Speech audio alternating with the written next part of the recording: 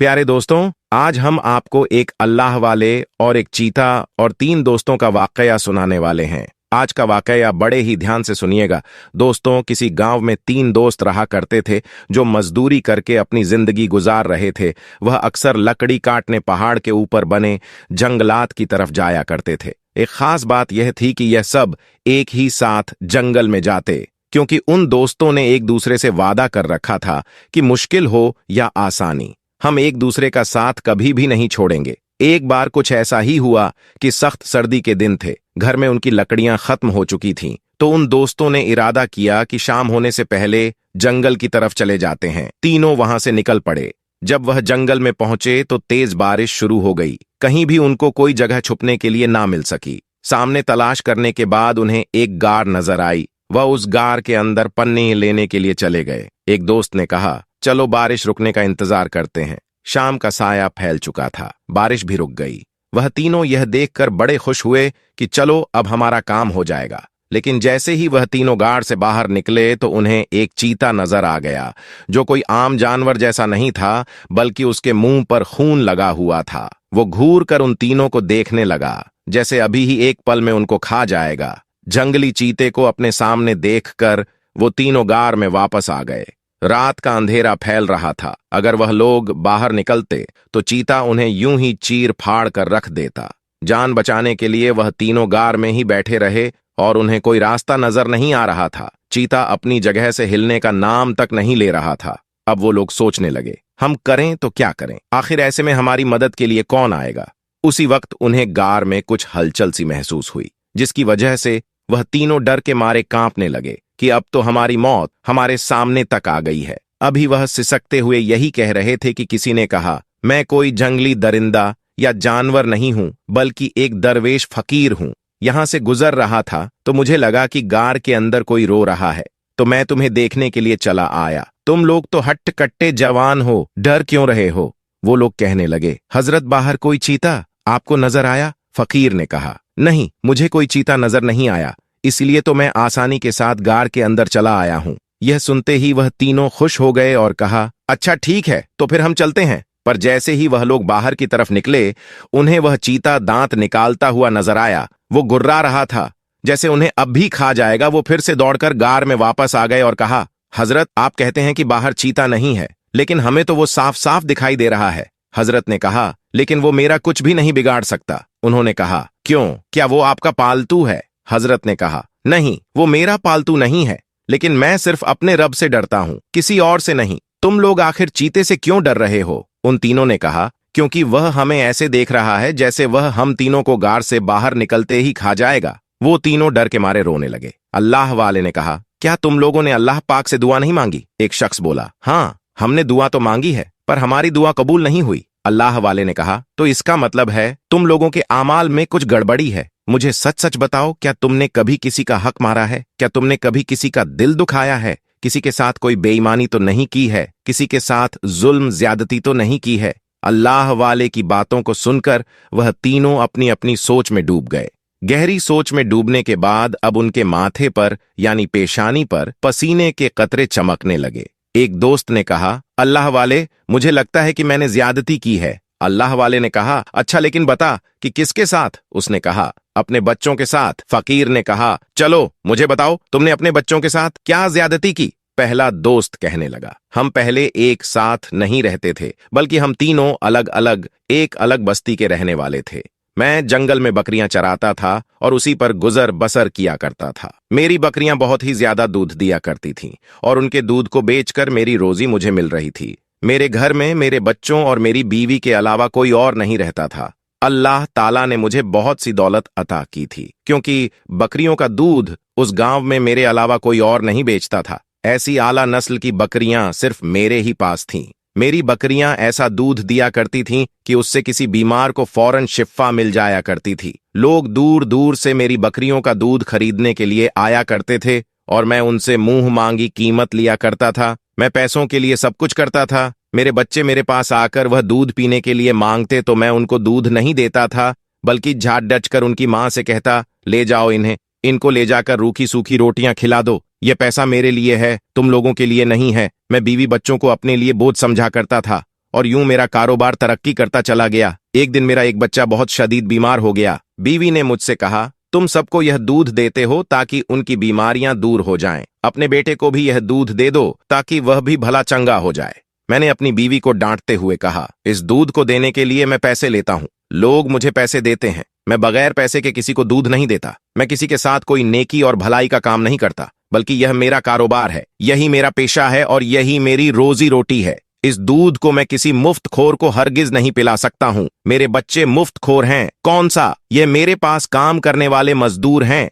जो मैं इनसे उजरत लूं या इनको उजरत दूं। मेरी बातों को सुनकर मेरी बीवी जारो कतार रोने लगी और उसने कहा, यह तो अल्लाह पाक की अमानत है, ये हमारी औलाद है। अपनी औलाद से भला कौन पैसे लेता है? क्या तुम जानते नहीं बेहतरीन सदका अपने बीवी बच्चों को खिलाना पिलाना है, उनकी जरूरियत को पूरा करना है। ये तुम्हारी जिम्मेदारी है। तुम कोई एहसान नहीं कर रहे हो। अगर अपने बच्चे को तुम एक प्याला दूध दोगे तो ये उसका हक है और तुम्हारी जिम्मेदारी है। मेरी बीवी की बात वाकई सच थी, लेकिन मुझे उस वक्त बहुत कड़वी लग रही थी। मैंने कहा, तू मुझे ज्यादा बातें ना बता। मैं तेरी बातों में आकर अपने इस बच्चे को हरगिज दूध नहीं दूंगा। तू यहां से फौरन चली जा। उसके बाद मेरी बीवी रोती हुई मेरी आंखों के सामने से चली गई। मैं अपने काम में मसरूफ हो गया। मेरी बकरियां बहुत ही ज्यादा दूध दिया करती थीं और मैं इस पर बहुत घमंड करता था। मुझे लग रहा था कि मैं कोई बुरा काम नहीं कर रहा हूं। मैं सब कुछ अपने भले के लिए कर रहा था। अपनी जेब नोटों से भर रहा था। फिर उसी रात मेरी बीवी की तड़प कर रोने की आवाज सुनाई दी, मेरा बच्चा, हाय मेरा बच्चा मर गया। जो भी था मैं था तो उसका बाप। मैं अपने घर के अंदर दाखिल हुआ। मैंने देखा मेरी बीवी मेरे बच्चे को गोद में लेकर जारो कतार रो रही है। रोती हुई वह घर से निकल गई और उसने कहा, तुम कितने जालिम बाप हो। तुमने एक दूध का प्याला अपने बच्चे तक को नहीं दिया और पूरे गांव में दूध बांटते रहते हो, सिर्फ अपने पैसों की तुम्हें फिक्र है। तुम्हें अपनी औलाद की कोई फिक्र नहीं। आज तुमने अपनी एक औलाद को खो दिया है। मैं तुम्हें कभी माफ नहीं करूंगी। उसके बाद मेरी बीवी मुझे हमेशा के लिए छोड़कर न जाने कहां चली गई। उसके जाने के बाद भी मुझे उसके जाने का या बच्चे की मौत का कोई एहसास ना हुआ। फिर अल्लाह की करनी, जिन बकरियों के दूध पर मैं बहुत गुरूर किया करता था, आहिस्ता आहिस्ता उन्होंने दूध देना बंद कर दिया और फिर एक दिन मेरी सारी बकरियां एक एक करके मर गईं। मेरे पास ना तो माल दौलत बचा और ना ही मेरी बकरियां और ना ही मेरा खानदान और बीवी बच्चे। अब मैं मजदूरी करता हूं अपने इन दोस्तों के साथ। अल्लाह वाले ने उस पहले दोस्त की बातें सुनी, ठंडी सांस ली और कहा, अच्छा अब तुम बताओ कि तुमने क्या किया। दूसरे दोस्त ने कहा, ए अल्लाह वाले, मैं एक ठेकेदार था। घर वगैरह बनवाने का काम किया करता था। मेरे पास मेहनत करने वाले बहुत से मजदूर थे जो दिल लगाकर मेरे सारे काम किया करते थे। इसके बावजूद मैं उनकी मजदूरी वक्त पर नहीं देता था, बल्कि उनसे सारे काम करवाकर उनको रुला देता। वो गरीब पैसों का इंतजार करते और मैं इस बात की खुशी महसूस करता था कि मेरा घर पूरे गांव में सबसे आलीशान है, जहां मैं ऐश के साथ अपनी जिंदगी को गुजार रहा हूं। कुछ अरसे के बाद मेरा एक मजदूर मुझसे मजदूरी मांगने के लिए आया। उसे पैसों की बहुत जरूरत थी, लेकिन मैंने उसे धक्के मारकर घर से बाहर निकलवा दिया। उसका पसीना बह रहा था, लेकिन मुझे इस बात की कोई परवाह नहीं थी। वह रोता हुआ वहां से चला गया, लेकिन कहा कि अल्लाह तबारक ताला देख रहा है, तो तुम कितनी नाइंसाफी कर रहे हो। तुम मेरी मजदूरी को, मेरी हलाल कमाई के माल को खा रहे हो और मुझे पैसा देने के लिए तैयार नहीं हो। तुम्हें अल्लाह की बारगाह में इसका जवाब देना होगा। लेकिन मुझे उस वक्त उसके बातों की कोई परवाह नहीं थी, इसलिए मैंने कहा, चलो जाओ यहां से। वो अपने घर रोता बिलखता चला तो गया। मैं अपने घर के अंदर आ गया, लेकिन उसी रात इतनी जोरदार आंधी चली, आंधी तूफान ने मेरे घर की छत को उड़ा दिया। फिर मेरे सारे मजदूर एक एक करके मुझे छोड़कर चले गए और मैं धीरे धीरे कंगाल हो गया। अब मैं अपने इन्हीं दोस्तों की तरह एक मजदूर हूं और जंगल की लकड़ियां काटकर अपना गुजारा करता हूं। अल्लाह वाले ने बड़े अफसोस के साथ उसको देखा और फिर तीसरे शख्स से मुखातिब होकर कहा, बताओ अब तुमने क्या गुनाह किया है। तीसरे शख्स ने कहा, ए अल्लाह वाले, मैं अमीर बाप का अय्याश बेटा था। लड़कियां मेरे कदमों में पड़ी रहती थीं। मैं जिसको चाहता खरीद सकता था। मुझे अपनी दौलत और अपनी खूबसूरती, अपनी जवानी पर बड़ा गुरूर था, इसलिए जिससे चाहता था हर रात उसके साथ बदकारी करता था। मेरे चाचा की एक बेटी थी जो बहुत ही ज्यादा नेक और पाकबाज थी। एक बार मैं अपने चाचा के घर गया तो मेरी नजर उनकी बेटी पर पड़ गई। जब उसको मैंने देखा तो मेरा दिल उस पर आ गया। अब मैं सारी औरतों को भूल चुका था और पूरी तरह से अपने चाचा की बेटी के पीछे लग गया था। मैं किसी भी कीमत पर उस हसीन और जमील लड़की को हासिल करना चाहता था। मैंने अपने बाप से कहा, मुझे वह लड़की किसी भी सूरत में चाहिए। मेरे बाप ने कहा, वह तुम्हारी कभी नहीं बन सकती, क्योंकि वह बहुत नेक लड़की है, अल्लाह वाली है, अच्छे किरदार की मालिक है। तुम अपनी हरकतों को देखो, सारा मोहल्ला तुम्हें नापसंद करता है। फिर तुम्हारा चचा आखिर अपनी बेटी को तुम्हारे निकाह में क्यों देगा? मेरी मोहब्बत कोई पाक साफ तो थी नहीं, बल्कि इसमें सिर्फ हवस थी, शैतानियत थी। एक बार मेरे चाचा घर पर मौजूद नहीं थे।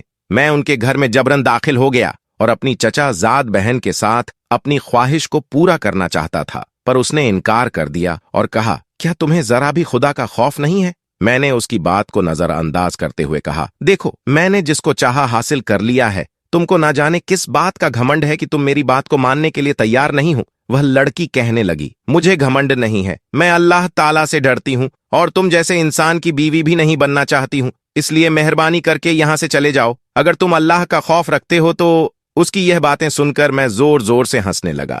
मुझे अल्लाह का कोई खौफ नहीं आ रहा था, बल्कि मेरी आंखों पर पट्टी बंध चुकी थी, गफलत की, शैतानियत की, हवस की पट्टी, और मैंने उस लड़की के साथ ज्यादती की। फिर उसने मुझे बददुआ दी कि कोई दरिंदा तुमको जरूर एक ना एक दिन अपना शिकार बनाएगा। मैंने उसकी बात को संजीदगी के साथ नहीं लिया, पर मुझको बददुआ का असर हो गया, और जिन पैसों से मैं औरतों को खरीदता था और जिस जवानी और मर्दानगी के ऊपर मैं गुरूर किया करता था, धीरे धीरे वह सब कुछ खत्म हो गया, मिट गया, और आज मैं अपने दोस्तों के साथ मजदूरी करने पर मजबूर हो चुका हूँ। अल्लाह वाले ने कहा, तुम तीनों ने मुझे एक एक करके अपने गुनाहों के बारे में बता दिया, और वह बददुआ भी जो तुम्हें दी गई थी। क्या अब तक तुम उन बददुआ पर नादिम हुए हो? तुमसे तुम्हारा सब कुछ छिन गया, बीवी, बच्चे, माल दौलत, जमीन जायदाद, खानदान, इज्जत, शोहरत, दोस्त, अहबाब, सब कुछ। क्या तुम तीनों अब अल्लाह ताला के हुजूर तौबा करने के लिए तैयार हो? वह कहने लगे, हम बहुत शर्मिंदा हैं।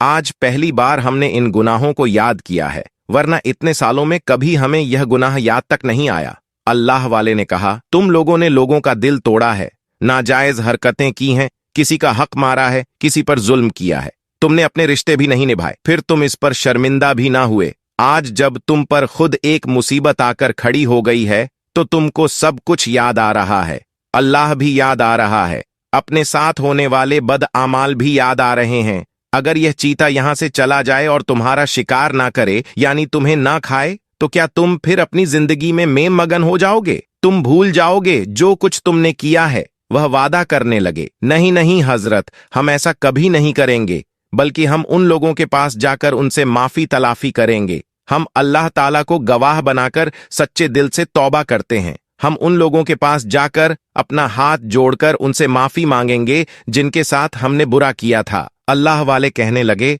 हो सकता है तुम्हें एक मौका और मिल जाए, मैं तुम्हारे लिए दुआ करता हूँ। फिर अल्लाह वाले ने दो जानू होकर अल्लाह ताला की बारगाह में दुआ करनी शुरू कर दी, या अल्लाह, ए रब्बे करीम, ए रब्बे जुल जलाल, इनको अपने गुनाहों की याद आ गई है और यह तीनों शर्मसार हैं, तो इनको एक मौका और दे दें और इस चीते को इस गार के अंदर से हटा दे, ताकि अपने गांव वापस सही सलामत चले जाएं और उन लोगों से जाकर माफी मांग सकें जिनके साथ इन्होंने बुरा सलूक किया था, जिनके हुकूक इन्होंने मारे थे, जिन पर जुल्म ज्यादती की थी। अल्लाह तबारक ताला ने अपने नेक बंदे की दुआ को कबूल कर लिया और सुबह का उजाला भी फैल चुका था।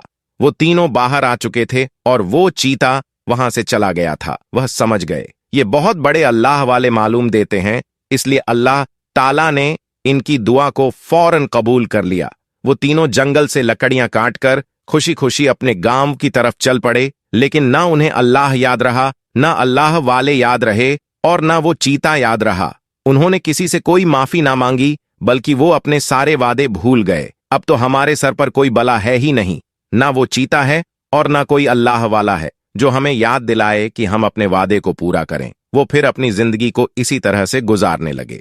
तीनों बहुत बड़े धोखेबाज थे। अल्लाह की करनी कि वह लोग जिस जंगल से लकड़ी काट कर लाते थे, गांव वाले उस जंगल की तरफ नहीं जाते थे, क्योंकि वहां पर दरिंदों का बसेरा था। और जब से उन्होंने सुना था कि वहां पर एक चीता आकर बैठा है, तो गांव वालों ने वहां जाना बंद कर दिया था। ये लोग निडर हो चुके थे और जानते थे वह चीता अब इनका कुछ भी नहीं बिगाड़ेगा। गांव वालों ने उनकी बहादुरी देखी तो कहा, अब तुम लोग हमारे लिए भी लकड़ियां लेकर आना। वह गांव वालों के लिए लकड़ियां भी काट कर लाने लगे। लोग उनको पैसे देते, उन पैसों से उन्होंने एक बड़ा कारोबार कर लिया और फिर उनके पास माल दौलत की रेल पेल हो गई। वो तीनों कहने लगे, देखा, हमने तो कुछ भी ऐसा नहीं किया, यानी ना किसी से माफी मांगी, ना किसी को पैसे लौटाए। लेकिन फिर भी देखो, आज हमारे पास पैसा ही पैसा है, यानी अल्लाह हमारी कोई पकड़ नहीं करेगा। अगर ऐसा होता तो हम अब भी गरीब होते, लाचार होते, हमारे पास एक पाई भी ना होती। इस बात पर वह घमंड करने लगे।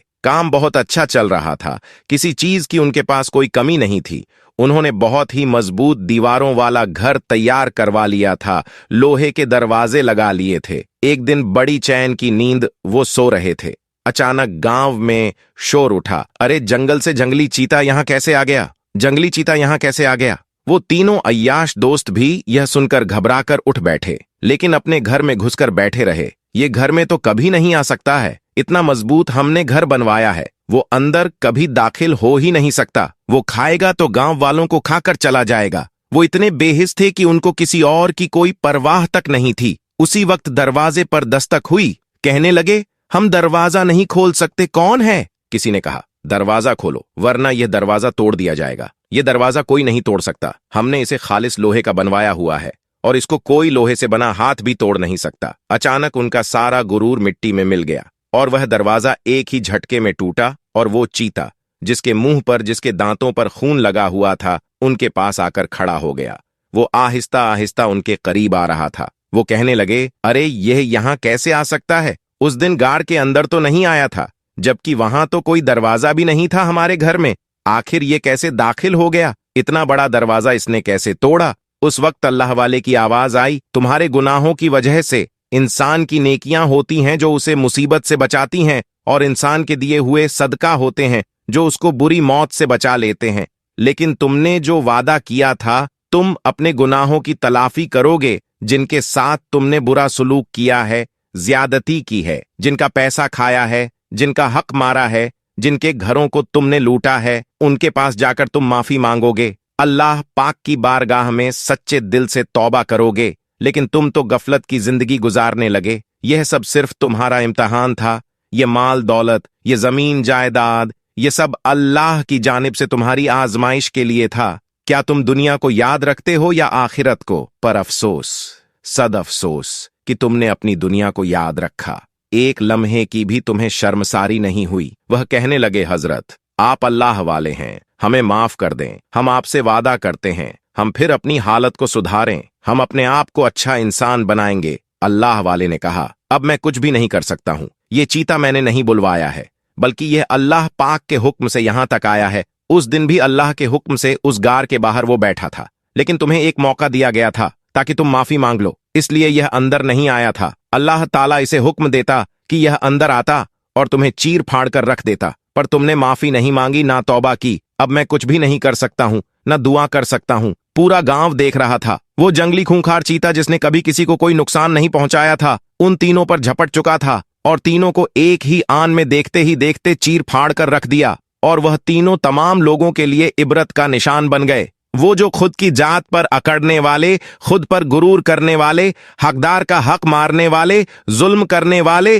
तौबा न करने वालों का अंजाम क्या होता है, इस बात को सबने अपनी आंखों से देख लिया। इसी के साथ एक अन्य वाक्य। जब दोस्तों एक 7 साल का छोटा बच्चा था जो जुमे की नमाज पढ़ने के लिए मस्जिद में गया। जुमे की नमाज के बाद इमाम साहब रमजान और रोजे की फजीलत बयान कर रहे थे। ये बच्चा भी रमजान और रोजे की फजीलत को बड़ी तवज्जो से सुन रहा था और उसके दिल में भी ख्वाहिश पैदा हो गई कि वह भी रोजे रखेगा, वह भी सहरी करेगा, वह भी अफ्तारी करेगा, वह भी अल्लाह की हमद सना बयान करेगा। ये बयान सुनने के बाद अपने घर जाकर अपनी मम्मी से कहता है कि मुझे भी रोजा रखना है, मुझे भी सहरी में उठा देना। लेकिन मां जानती थी कि अभी मेरा बच्चा बहुत छोटा है, अभी वह इस लायक नहीं कि वह रोजा रख सके। लेकिन वह बच्चा था, वह बार बार जिद किए जा रहा था कि मुझे रोजा रखना है, अल्लाह की इबादत करनी है। और जैसे ही रात हुई वह फौरन सो गया। लेकिन सहरी का जब वक्त हुआ तो बच्चा ना उठ सका और बच्चे की मां ने उसे नहीं उठाया। मां ने सहरी की, नमाज पढ़ी और कुरान पाक की तिलावत में लग गई। जब सुबह हुई, जैसे ही सूरज की रोशनी उस बच्चे के मुंह पर पड़ी तो वह उठ गया और उठते ही यह बात कहने लगा कि मां, तुमने मुझे सहरी के वक्त क्यों नहीं उठाया? और इसी बात को लेकर वह बहुत ज्यादा रोने लगा और कहने लगा कि मेरी आरजू थी, मेरी तमन्ना थी कि मैं भी रोजा रखूंगा, लेकिन मां आपने मुझे नहीं उठाया, मुझे क्यों नहीं उठाया? और वह बच्चा रोने लगा। उसकी माँ ने उसे समझाया कि बेटा, अभी तू रोजा रखने के लायक नहीं है, अभी तू बर्दाश्त नहीं कर पाएगा। लेकिन वह बच्चा अपनी जिद पकड़े रहा और ऐसे ही पूरा दिन गुजर गया। फिर जब रात हुई तो वह बच्चा यह जानता था कि अगर आज रात सो गया तो फिर से नहीं उठ पाएगा। इसलिए वह बच्चा रोजे की हसरत में रात भर जरा भी नहीं सोया। फिर जब सहरी का वक्त हुआ तो उसने भी सहरी कर ली और रोजा रख लिया। आज वह बच्चा बहुत खुश था। आज उसने रोजा रख लिया है। प्यारे दोस्तों, फिर जैसे ही सुबह हुई, सूरज निकलने लगा तो मां बेचैन हो गई, क्योंकि वह जानती थी कि मेरा बेटा यह बर्दाश्त नहीं कर पाएगा। वह किचन में गई और जल्दी जल्दी खाना बनाया और दोपहर के वक्त अपने बेटे से कहा कि कुछ तो खा ले मेरे बेटे, दोपहर हो गई है, तेरी यह हालत मुझसे नहीं देखी जाती है। बच्चे ने कहा कि रोजा तोड़ना गुनाह है। तब मां बोली कि मेरे बेटे, तेरा गुनाह मैं अपने सर ले लूंगी, कुछ तो खा ले मेरे बेटे, दोपहर हो गई है। बेटे ने कहा कि मां, मैंने सुना है कि जन्नत में हर रोजेदार जाएगा और हश्र के दिन जलवाए परवरदिगार पाएगा। मां, मैं अपना रोजा नहीं तोड़ूंगा। लेकिन वह मां थी दोस्तों, मां आखिर मां होती है। वह बार बार कहे जा रही थी कि मेरे बेटे, तेरा गुनाह मैं अपने सर ले लूंगी, तू रोजा तोड़ दे, तू कुछ खा ले, तू रोजा बर्दाश्त नहीं कर पा रहा है। लेकिन जो बेटा था वह किसी भी हाल में नहीं माना। वक्त गुजरता गया और फिर जब असर का वक्त आया तो बेटे की हालत बहुत ज्यादा खराब हो गई, यानी कि उसकी तबीयत इस कदर खराब हो गई कि उसका गला सूख गया। हत्ता कि यह हुआ कि भूख और प्यास की वजह से उसकी जान निकल गई और वह बच्चा इंतकाल कर गया। ये देखकर उसकी मां बहुत रोई, बहुत पछताई। इतने में मगरिब का वक्त हो गया। जैसे ही अफ्तार का वक्त आया, उसने रोजा खोला और वह रोजा खोलती जाती और रोती जाती। फिर उसने मुसल्ला बिछाया और मगरिब की नमाज अदा की और नमाज अदा करने के बाद हाथ उठाकर वह दुआ करने लगी, या अल्लाह, मेरा बेटा चला गया, अब मैं क्या करूं? मेरी तो सारी कमाई लुट गई, अब मैं क्या करूं? मैं कैसे जीऊंगी? वह दुआ मांग रही थी कि इतने में उसके दरवाजे पर एक फकीर आ गया। उसने कहा कि घर में कोई है? मैं रोजेदार हूं, मुझे कुछ खाने को दे दो। जब उस औरत ने उस फकीर की आवाज सुनी तो उसने जो कुछ बनाया हुआ था सब उस फकीर को दे दिया। जब वह फकीर को देने गई तो उसकी आंखों में आंसू थे। उस फकीर ने कहा कि तुझे क्या हुआ है? तो उस औरत ने बताया कि मेरा 7 साल का बेटा था, उसने जिद करके रोजा रख लिया और भूख की वजह से असर के वक्त उसकी जान निकल गई। दोस्तों, तो वह फकीर घर के अंदर आया और उस बेटे के सिरहाने खड़ा होकर बोला कि उठ खुदा का नाम लेकर, ए नन्हे रोजेदार। जैसे ही उसने यह अल्फाज बोले, इतने में क्या हुआ कि वह बच्चा जो मर चुका था, वह नन्हा रोजेदार फिर से जिंदा हो गया और अल्लाह पाक का नाम लेता हुआ उठ खड़ा हुआ। दोस्तों, ये बहुत बड़ा करिश्मा है। एक नन्हा रोजेदार जो मर चुका था, वह अल्लाह का नाम लेते हुए फिर से जिंदा हो गया। दोस्तों, आज की वीडियो में बस इतना ही। अगर आपको यह वीडियो अच्छी लगी हो तो आप हमें सपोर्ट करने के लिए चैनल को सब्सक्राइब जरूर कर लीजिएगा। दोस्तों, आज की वीडियो में बस इतना ही। मिलते हैं फिर एक नई वीडियो में, तब तक के लिए अल्लाह हाफिज।